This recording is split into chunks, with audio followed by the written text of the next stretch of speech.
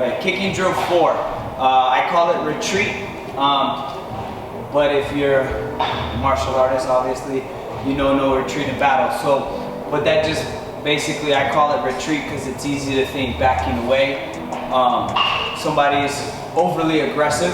How do I step out and still counter? This one changes a little bit. Generally,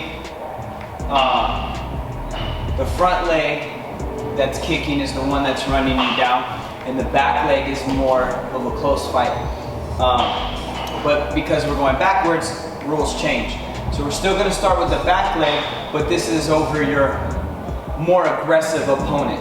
Okay, so you're here stepping, and there's your front kick. Stepping back at that angle. Okay, the back kick. Okay, it's a step, touch, and go.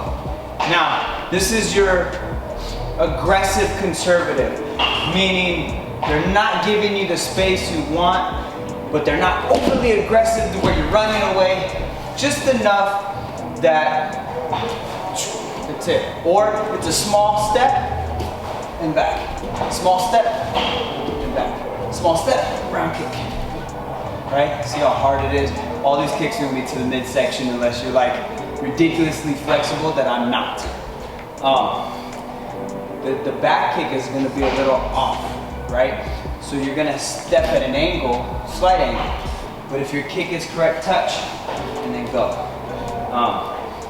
As long as you have your hips in control, you'll have this kick down.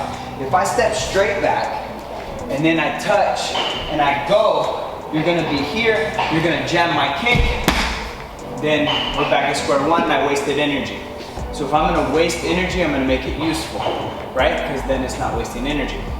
So as I step back, I'm gonna step at a slight angle, because if you're here in front of me and I step this way, you're still straight line, boom, boom.